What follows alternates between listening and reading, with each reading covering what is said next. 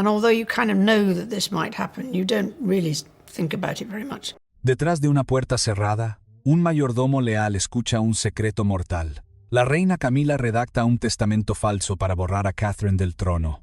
Con su teléfono, graba la prueba que podría salvar a la monarquía o costarle la vida. La traición ahora tiene una voz. Sucedió como lo hacen todos los desastres reales, silenciosamente detrás de puertas cerradas. El 15 de septiembre de 2025, la princesa Ana regresaba a Gatcombe Park, su santuario personal, un bastión de tierra y tradición lejos del aire calculado del Palacio de Buckingham. Tras semanas en Sandringham, velando por la frágil salud de su padre, el rey, anhelaba la paz que solo sus caballos y sus campos podían ofrecer. Pero la paz no la esperaba.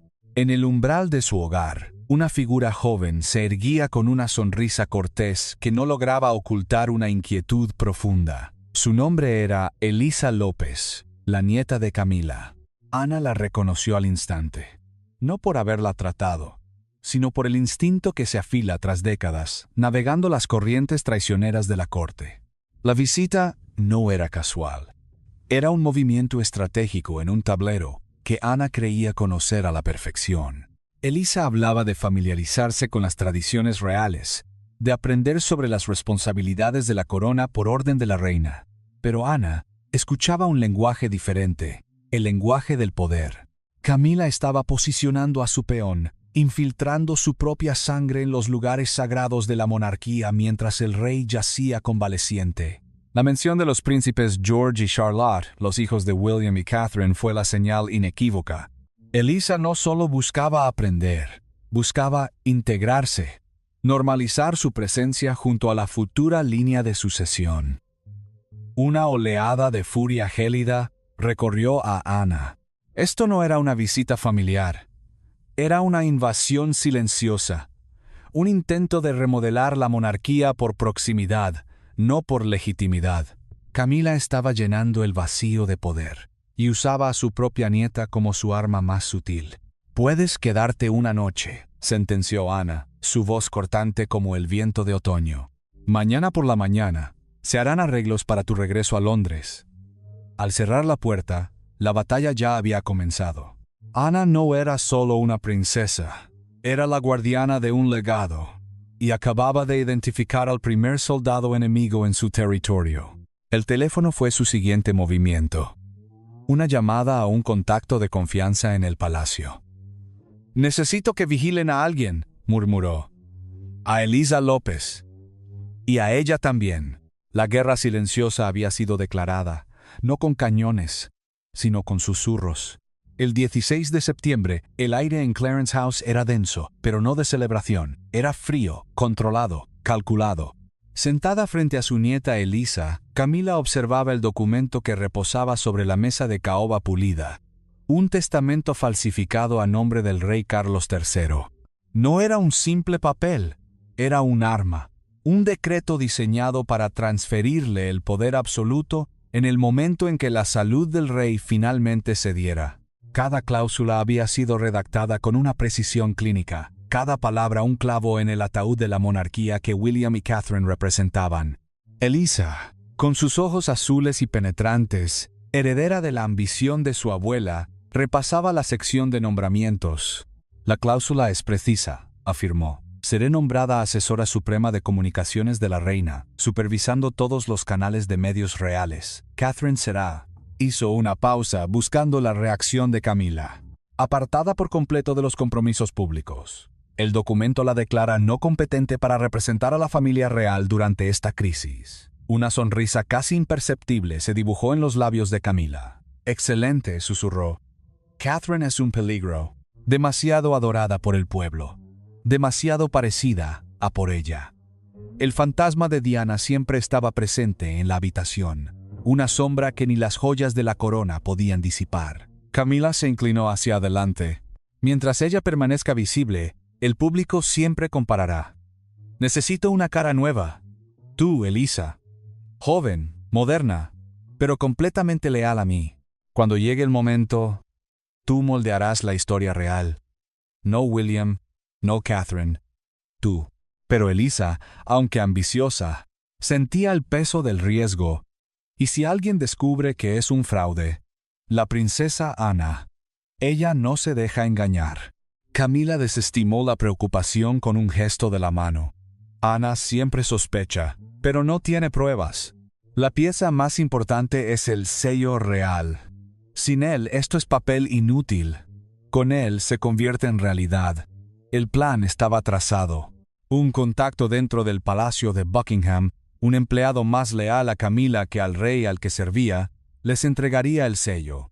La misión recaía en Eliza. Ir al palacio esa misma noche, recoger el artefacto que confería legitimidad y regresar. Era un acto de traición de una audacia sin precedentes, un golpe de estado ejecutado con tinta y cera. La corona tiene secretos, pero este secreto, de ser descubierto, no solo la agrietaría, la haría añicos. Thomas Croft había servido a la familia real durante más de 3 décadas. Era un hombre de mediana edad, de cabello entrecano y ojos que habían aprendido a ver sin ser vistos. La discreción era el pilar de su profesión, pero la lealtad era el cimiento de su alma, y su lealtad pertenecía al rey Carlos, a quien había servido desde sus días como príncipe de Gales.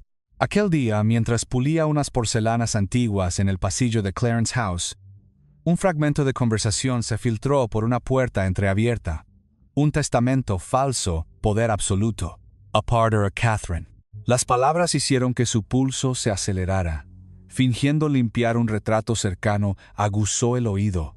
La voz de Camila, gélida y deliberada, cortó el silencio. Necesito el sello real. Sin él, todo se desmorona. Elisa, debes asegurarte de que lo tengamos para mañana por la mañana. Un escalofrío recorrió el cuerpo de Thomas. Esto no era una simple intriga de palacio. Era una violación del protocolo de la corona, un acto de traición contra un rey enfermo. Silenciosamente, sacó un viejo teléfono de su bolsillo, activó la función de grabación y lo deslizó cerca de la rendija de la puerta. Cada palabra de la conspiración quedó registrada. Cuando la reunión concluyó, Thomas se movió con rapidez, el corazón martilleándole en el pecho. Sabía que se había topado con el secreto más peligroso de su vida. Esto no era una disputa familiar. Esto era un ataque a la historia misma. Corrió al salón del personal y reprodujo la grabación. La voz de Camila resonó escalofriante. Catherine no se dará cuenta de lo que está sucediendo hasta que sea demasiado tarde. Thomas apagó el teléfono, el sudor perlando su frente. No podía arriesgarse a enviar esto por canales normales. Sería interceptado. Pero conocía a un asistente de confianza de la princesa Ana, la única persona con la fuerza y la astucia para enfrentarse a Camila. Escribió un breve mensaje, sus dedos temblando ligeramente. Entregar a la princesa Ana. Esto es prueba de traición. En ese instante, Thomas Croft dejó de ser un simple mayordomo. Se convirtió en un guardián, un protector silencioso del trono. Su voto no fue pronunciado en una ceremonia, sino susurrado en el código de un mensaje de texto, un acto de desafío que podría costarle todo, pero que era necesario para salvarlo todo. El palacio de Buckingham por la noche es un gigante dormido. Sus pasillos oscuros resuenan con los ecos de la historia. Elisa López se deslizó por un corredor poco iluminado que conducía al despacho privado del rey, envuelta en un abrigo largo, con el rostro oculto bajo una gorra. La esperaba Harold Finch, un guardia de seguridad alto y demacrado, el contacto de Camila. Sus ojos inquietos delataban el peso de su traición. «Señorita López», susurró, entregándole una pequeña caja de madera. «El sello está dentro. No deje que nadie la vea con esto». Elisa agarró la caja, la madera fría presionando contra sus manos. El sello real no es solo un trozo de metal. Es la encarnación física de la autoridad del monarca. Es el poder de crear leyes, de conferir títulos, de validar la historia. Sostenerlo sin el permiso del rey era una profanación. «Gracias, Harold. La reina Camila recordará su lealtad», dijo Elisa, su voz más firme de lo que se sentía. Harold asintió, aunque una sombra de duda cruzó su rostro.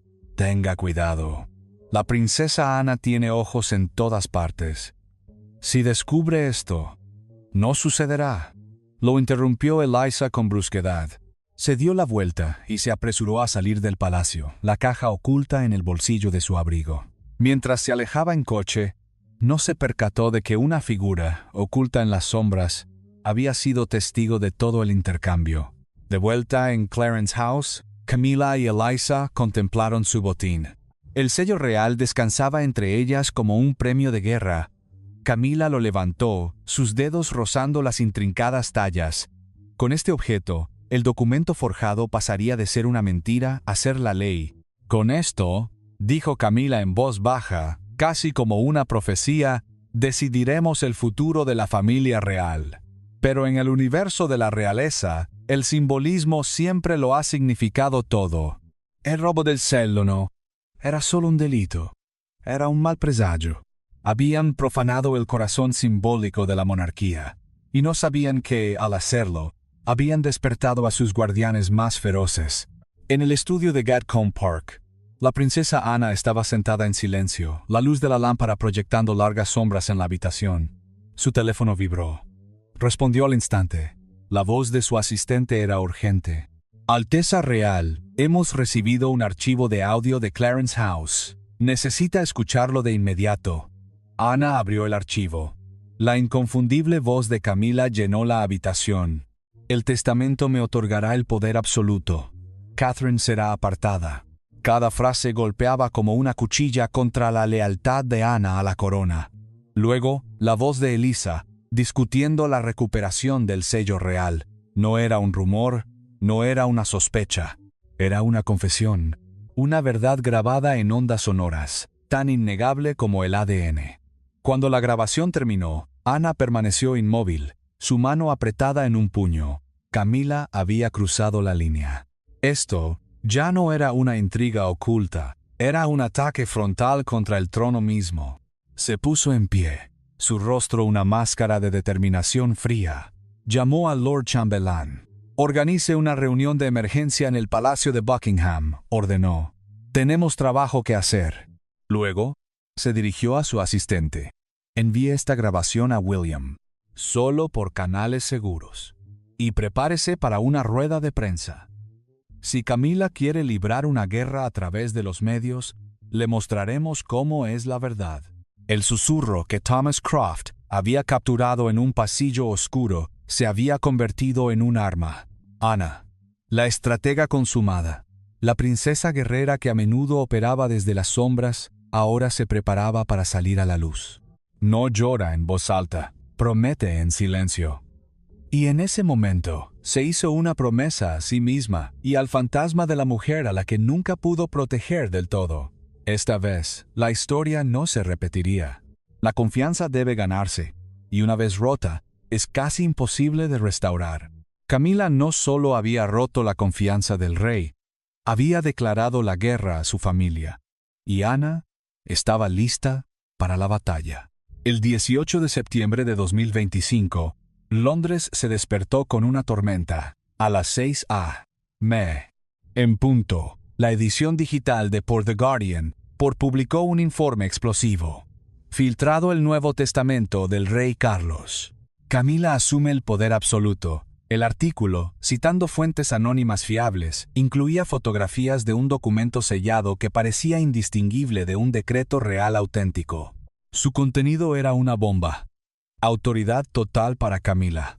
Un nuevo puesto para su nieta Eliza. Y la eliminación completa de la princesa Catherine, descrita como no competente. En cuestión de horas, la historia se convirtió en un incendio global. La BBC, CNN y Sky News amplificaron el informe. Las redes sociales estallaron. El hashtag Long Live Camilla se disparó, alimentado por una mezcla de confusión, furia y un oscuro oportunismo. Se estaba librando una guerra de percepción, y Camila había disparado el primer misil. Lo que el público no sabía era que este no era un acto de periodismo, sino de sabotaje. La filtración había sido orquestada por el equipo de Camila, una obra maestra de desinformación diseñada para sembrar el caos y medir la reacción pública antes de que el verdadero testamento falso fuera descubierto oficialmente. Era una estrategia audaz y brutal. normalizar la idea del poder de Camila en la mente del público, haciendo que la transición pareciera inevitable. El palacio quedó paralizado, atrapado en un silencio inquieto. ¿Cómo responder a un ataque tan perfectamente ejecutado? Cualquier negación parecería defensiva. Cualquier silencio, una admisión de culpa. Camila había convertido los medios de comunicación en su campo de batalla personal, y la familia real se encontraba de repente sitiada no por un ejército, sino por titulares. La monarquía siempre ha sabido cómo enterrar historias, pero esta vez, la historia los estaba enterrando a ellos. El cuento de hadas era una mentira, y el palacio lo sabía. Pero ahora, gracias a una filtración calculada, el mundo entero también empezaba a creerlo. En la tranquila comodidad de Anmer Hall, el santuario de William y Catherine en Norfolk, la tormenta mediática irrumpió en mitad de la noche. Eran casi las 2 a. cuando el incesante zumbido de los teléfonos los despertó. La luz de la pantalla del príncipe William iluminó su rostro con pura incredulidad. «Catherine, despierta ahora», dijo con urgencia. Algo enorme ha sucedido. Catherine se incorporó, pensando inmediatamente en la frágil salud del rey. «¿Qué pasa? ¿Es por tu padre?» William le entregó el teléfono. Ella leyó el titular de «Por The Guardian». Camila, poder absoluto. Catherine, no competente. Las palabras eran cuchillas. Su rostro palideció, pero el shock se transformó rápidamente en una ira fría. «Esto es mentira», dijo, su voz temblando de rabia contenida. «William, no pueden hacer esto». William le agarró la mano, obligándose a mantener la calma, aunque la furia ardía en su interior. Sabía que esto no era obra de su padre. Esto era una traición. «Tenemos que volver a Windsor inmediatamente. Voy a llamar a Ana». En una hora ya estaban en el coche, dejando atrás Anmer Hall en la oscuridad. Mientras el convoy de seguridad se deslizaba por la autopista, Catherine miraba por la ventana, sus pensamientos en un torbellino. Siempre había sabido que Camila era ambiciosa, pero falsificar el testamento del rey y borrarla de la vida real era una puñalada por la espalda de una magnitud que nunca había imaginado. «William», susurró, «si Camila tiene éxito, destruirá todo lo que hemos construido». William apretó su mano con firmeza. «No lo hará. Te lo prometo». Este ataque no era solo contra ella. Era un ataque contra el legado de Diana, contra la línea de sangre que ella y William representaban. La única mujer a la que Carlos pasó su vida tratando de dejar atrás, acababa de regresar, no en los titulares, sino en la sangre de la próxima generación. Catherine se dio cuenta de que la batalla por el futuro de la monarquía no se libraría en los pasillos del palacio, sino en la percepción pública. Y ella, la mujer a la que habían intentado silenciar, tendría que encontrar su voz. El viaje de Anmer Hall a Windsor no fue solo un trayecto en coche, fue una transición de la paz a la guerra. Cada kilómetro recorrido los alejaba de la vida que habían construido, una vida de relativa normalidad para sus hijos, y los acercaba al epicentro de la crisis que amenazaba con devorar a la monarquía. William conducía en un silencio tenso, sus nudillos blancos sobre el volante. Estaba atrapado entre dos mundos, el del hijo preocupado por un padre enfermo y el del futuro rey que debía enfrentarse a un acto de traición dentro de su propia casa. La ira que sentía era profunda y personal. «Insultaste la memoria de mi madre», pensó, como si le hablara directamente a Camila y a la mujer que no pude proteger.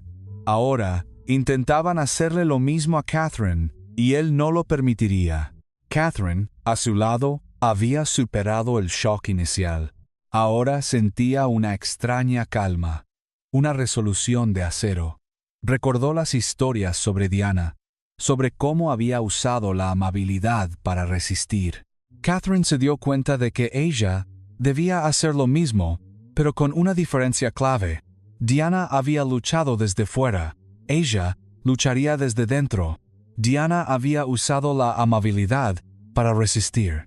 Kate la estaba usando para liderar.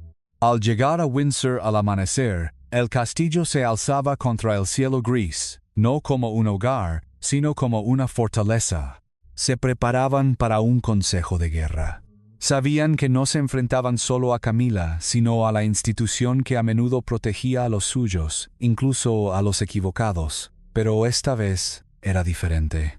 Esta vez, la verdad estaba de su lado, grabada en un archivo de audio que pronto sacudiría los cimientos de Clarence House. El pasado había regresado como una orden, no como un recuerdo.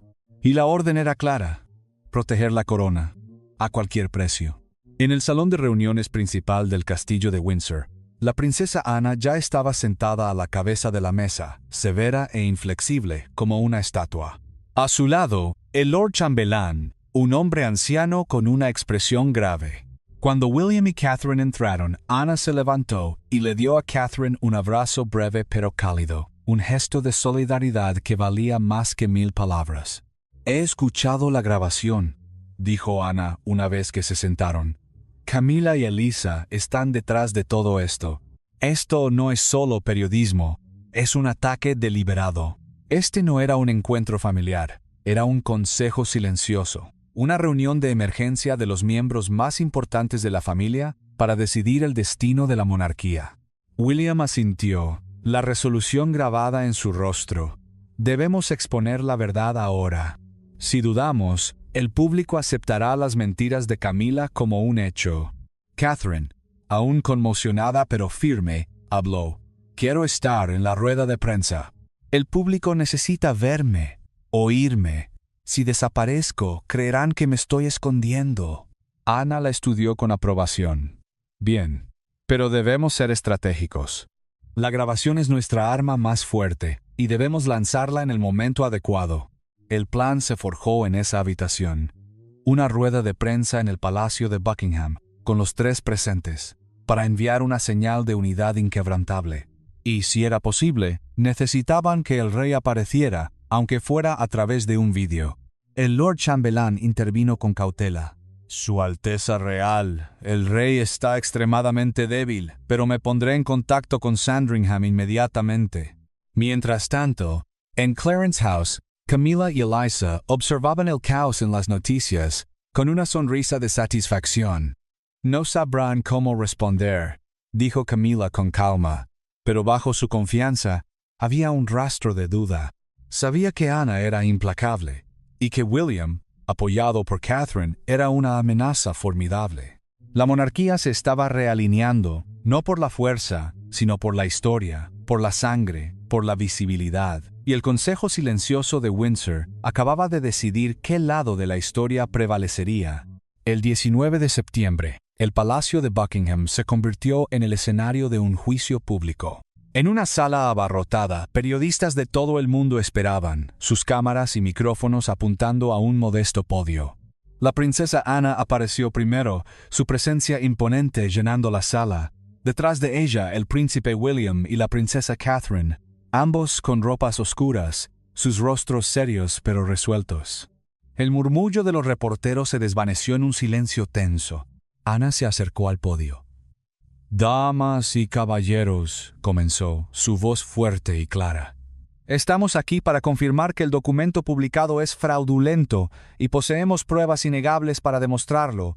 Levantó una mano para acallar los susurros. Detrás de ella, una gran pantalla se iluminó. Y entonces, la voz de Camila llenó la sala. «El testamento me otorgará el poder absoluto. Catherine será apartada». La grabación de toma se reprodujo en su totalidad. La sala se congeló. El shock era palpable. Los periodistas, que habían llegado esperando una negación cuidadosamente redactada, ahora eran testigos de la prueba irrefutable de una conspiración. Cuando el audio terminó, Ana continuó, su tono inquebrantable. «Esta grabación es la prueba de una conspiración para manipular la autoridad real. El llamado testamento no solo es una falsificación, representa un profundo acto de traición». William dio un paso adelante. «Hemos hablado con mi padre, el rey Carlos III», dijo. «Aunque su salud sigue siendo frágil, ha accedido a entregar una declaración directa para confirmar la verdad». La atención del mundo se centró en la pantalla. Este no era solo un desmentido, era una contraofensiva. La familia real, a menudo criticada por su lentitud y su opacidad, estaba contraatacando, con una transparencia brutal y una velocidad sin precedentes. Estaban mostrando al mundo que la monarquía no es solo un símbolo, es una responsabilidad, y estaban a punto de demostrar las consecuencias de traicionar esa responsabilidad. La imagen en la pantalla cambió a una modesta habitación dentro de Sandringham. Allí, sentado en un sillón, estaba el rey Carlos III. Estaba visiblemente más delgado, pero sus ojos conservaban la aguda autoridad real. Detrás de él, la bandera real, un emblema inconfundible del trono. Un silencio absoluto cayó sobre la sala de prensa. El rey comenzó a hablar, su voz debilitada pero clara, cada palabra deliberada. «Súbditos míos y amigos de todo el mundo», comenzó. «Estoy aquí para declarar que ningún testamento como el descrito en el artículo ha sido firmado por mí. Lo que han escuchado hoy es una traición extraordinaria, no solo contra mí, sino contra toda la familia real y el pueblo de Gran Bretaña». Hizo una pausa, dejando que el peso de sus palabras se asentara. Luego pronunció la sentencia. «Como rey, declaro que la reina Camila y Elisa López serán despojadas de todos los títulos, deberes y privilegios reales, con efecto inmediato». Fue una purga legal, pero sobre todo, una simbólica. Con un solo trazo verbal, toda la familia de Camila fue borrada de la vida real, sin títulos, sin privilegios, sin futuro. Desde Clarence House, Camila vio la transmisión en vivo, su rostro palideciendo. La purga había sido ejecutada, no con un decreto secreto firmado en la oscuridad, sino a la vista de todo el mundo. El rey, desde su lecho de enfermo, había empuñado la espada del poder real y había cortado el nudo gordiano de la traición de Camila. La monarquía había sido protegida, pero su paz había sido rota. El rey había protegido la institución, pero el coste personal era inmenso. Había sido traicionado por la mujer que amaba, y se había visto obligado a condenarla públicamente. No todas las heridas están destinadas a sanar. El decreto del rey fue el terremoto. Lo que siguió fueron las réplicas que derribaron el imperio que Camila había construido tan meticulously. Apenas unos minutos después de que terminara la rueda de prensa, The Guardian publicó una retractación oficial en su página web, pidiendo disculpas a la familia real y a sus lectores por publicar información no verificada. La credibilidad del periódico quedó gravemente dañada, pero el daño para Camila fue terminal. La noticia se extendió como la pólvora, y la marea de la opinión pública, que había estado dividida, se convirtió en un tsunami de indignación contra ella y Elisa. Simultáneamente, comenzó el exilio social, la Royal Arts Patronage Society, donde Camila había sido presidenta, emitió un comunicado anunciando la terminación de todas las relaciones con la señora Camilla Parker Bowles. La editorial Penguin Random House canceló un proyecto de libro con ella. Una a una, docenas de otras instituciones, desde pequeñas organizaciones benéficas hasta grandes museos, cortaron sus lazos. Era un desmantelamiento sistemático y brutal de su influencia, ejecutado con la frialdad de un comunicado de prensa.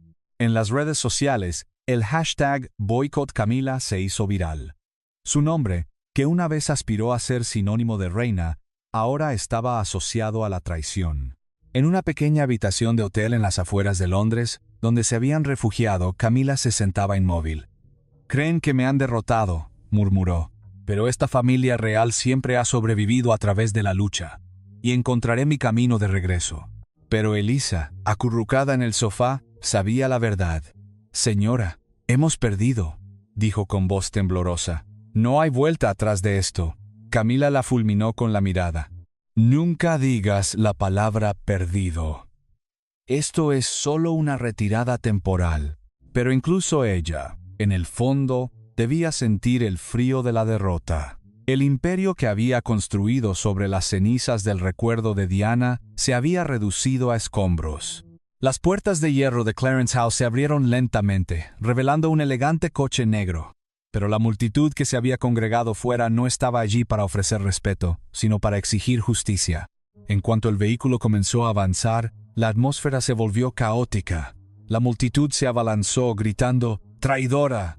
Tomates y huevos volaron por el aire, estrellándose contra los cristales. Las principales cadenas de televisión transmitieron la escena en directo, describiéndola como una caminata de la vergüenza sin precedentes en la historia real moderna. Las cámaras se centraron en el rostro rígido de Camila y la mirada vacía de Elisa, atrapadas en su jaula dorada de metal y cristal, asediadas por la furia del pueblo que una vez esperaron gobernar. Las imágenes se convirtieron instantáneamente en un poderoso símbolo del colapso de su conspiración. No fue una purga legal, fue una simbólica. Y para la monarquía, el simbolismo siempre lo ha significado todo. La expulsión de Clarence House no fue simplemente una mudanza, fue un exilio público, una humillación diseñada para enviar un mensaje claro. La traición a la corona es una traición al pueblo, y el pueblo no perdona. Mientras el coche se abría paso a duras penas entre la multitud, Camila miraba al frente, su orgullo una frágil armadura contra la avalancha de odio. Podía ser despojada de sus títulos, de sus patronazgos, de su hogar, pero se negaba a mostrar debilidad. Sin embargo, en la historia de la monarquía, la percepción lo es todo, y la imagen de ella, huyendo bajo una lluvia de desprecio, quedaría grabada en la memoria colectiva, un recordatorio indeleble de que la confianza, una vez rota, rara vez se puede restaurar. La corona había sido manchada, y la mancha, como la sangre, es difícil de limpiar. El mismo día de la humillación de Camila, el Palacio de Buckingham ofreció una imagen de contraste. La princesa Catherine hizo su primera aparición pública desde que estalló el escándalo. De pie ante un pequeño grupo de periodistas y representantes de organizaciones benéficas, vestía un vestido azul claro que resaltaba su gracia y su firme resolución. Cuando se acercó al podio, la sala quedó en silencio. «Damas y caballeros», comenzó, su voz firme y poderosa. «Los últimos días han sido un desafío inmenso, no solo para la familia real, sino para mí personalmente». Hizo una pausa, y luego continuó con una convicción que resonó en toda la sala. «Pero hoy estoy aquí para afirmar una verdad. Las mentiras no pueden enterrar la verdad. No en este país». Sus palabras fueron una declaración de victoria. El público respondió con un fuerte aplauso. La imagen de Catherine, serena, inquebrantable y fuerte, se convirtió rápidamente en un símbolo de la recuperación de la monarquía. No fue un discurso largo ni elaborado, pero su mensaje fue claro. No se presentó como una víctima, sino como una líder. No habló de venganza, sino de verdad. En ese momento, Catherine dejó de ser simplemente la esposa del futuro rey. Se convirtió en la encarnación de la estabilidad y la integridad de la corona, la nueva reina del pueblo que Camila nunca podría ser. Mientras el mundo era testigo de la caída de una reina, también presenciaba el ascenso de otra. La monarquía se estaba realineando, y Catherine, la mujer a la que habían intentado borrar, ahora estaba en su centro. La historia no recuerda quién llevaba la corona, recuerda quién se la ganó. Y ese día, Catherine se ganó la suya. El 20 de septiembre de 2025, la familia real británica publicó su fotografía de Navidad anticipada. Pero la imagen de este año tenía un significado mucho más profundo. Por primera vez en décadas, Camila no aparecía por ninguna parte. En su lugar, la fotografía mostraba al príncipe William y a la princesa Catherine de pie junto a sus tres hijos, George, Charlotte y Louis, con la princesa Ana detrás de ellos, firme e inquebrantable, como una protectora silenciosa. Estaban posados formalmente en los jardines del Palacio de Kensington, enmarcado por la tranquila belleza del otoño. Todos vestían ropas de temporada discretas pero elegantes, en tonos verdes terrosos y cálidos tonos naturales, mezclándose a la perfección con el paisaje circundante. William y Catherine estaban en el centro, cada uno sosteniendo suavemente la mano de un niño, mientras que Ana se encontraba justo detrás de ellos, firme e inquebrantable, como una protectora silenciosa, que vela por el futuro. Sus sonrisas eran suaves pero llenas de propósito, como si la propia foto estuviera enviando un mensaje al mundo. La dinastía permanece unida. En Sandringham, en la apacible habitación donde el rey Carlos seguía recuperándose, sostenía una copia impresa de la fotografía en sus manos. Su mirada recorrió lentamente cada rostro. William, firme y confiable. Catherine, fuerte y compasiva. Sus nietos, los herederos del mañana. y Ana, la hermana en la que siempre se había apoyado en los momentos más difíciles. Carlos no estaba incluido en la foto, y la ausencia le pesaba mucho. Sin embargo, al mismo tiempo, sintió algo más, un orgullo silencioso. La monarquía había sido sacudida por la agitación, pero no se había derrumbado. La familia, aunque puesta a prueba por la tormenta, seguía en pie. Y Carlos sabía que con Anna, William y Catherine juntos, la dinastía seguiría perdurando. Colocó la fotografía con cuidado sobre la mesa, su expresión teñida de tristeza, pero también llena de esperanza. En algún lugar profundo del palacio, un reloj seguía corriendo, un recordatorio de que el tiempo nunca deja de avanzar. Pero en este momento, Carlos se sintió tranquilo. La verdad había prevalecido, la confianza se había restaurado, y en una imagen libre de viejas sombras, se había construido un nuevo cimiento de lealtad. ¿Cómo interpreta usted las acciones de cada personaje en esta historia? ¿Son actos de justicia o una advertencia sobre los peligros de la codicia y la ambición? Y para usted, ¿qué representa en última instancia esta narrativa? ¿Una lección sobre la honestidad y el honor, o la prueba de que en cada dinastía, la verdad siempre saldrá a la luz al final?